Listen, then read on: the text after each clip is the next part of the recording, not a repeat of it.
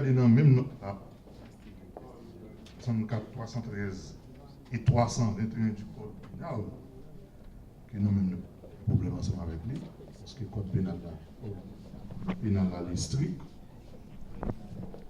Mais les deux diffamations dans notre là, diffamation, ça le dit, les hommes attaqués personnellement, il y a toute possibilité pour le voter et on va dire porter plainte par devant qui des droits. Ou bien si c'est dans un média quelconque, on a un droit de réponse. Donc, les nous analyser notre presse, tout contexte, nous sommes venus dans un moment qui semblait à même moment les décrets sortis le 31 juillet 1986. Comme il est question de motivation, je vous dirai, Monsieur le Président, honorable sénateur,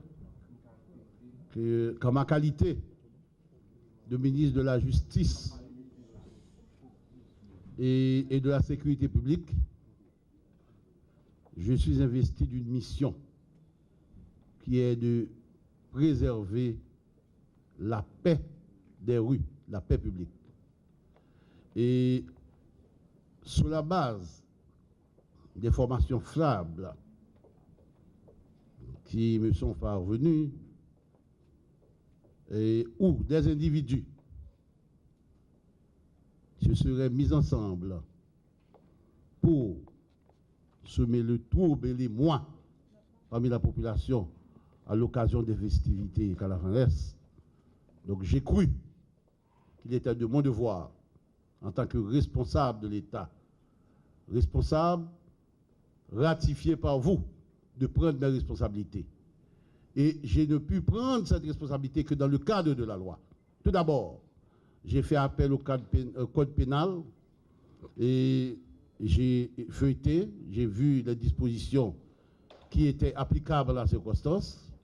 J'ai été au décret de loi sur la presse et, vous me pardonnez, si j'ai pu faire référence à ce décret de la presse, parce qu'en quelque part, il y a un travail qui n'a pas été fait, parce que c'est un texte qui est debout, le texte n'a pas été abrogé, et j'ai suivi à travers la presse le débat où l'on parle d'obsolétisme de texte de loi. On ne peut pas parler d'obsolétisme de texte de loi.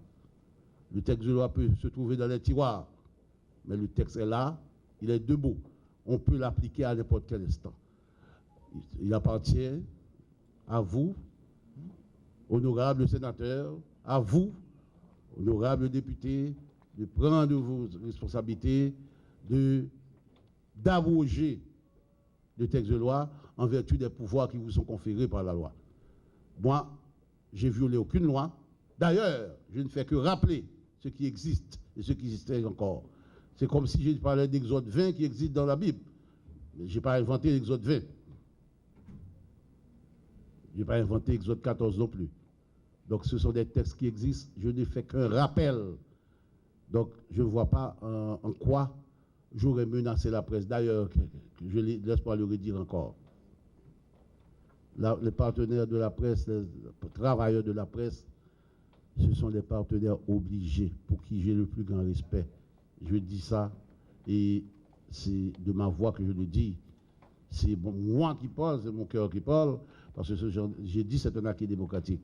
Et veuillez noter, cette note de presse qui est partie du ministère de la Justice n'a eu son effet que grâce à l'intervention de la presse. S'il s'était abstenu de lire la note de presse, je n'aurais pas le résultat escompté. Donc c'est une note de presse qui a été prise en titre de guerre psychologique pour dissuader des malfaiteurs qui s'étaient réunis en quelque part pour semer le trouble et les mois avec la population. Et en effet,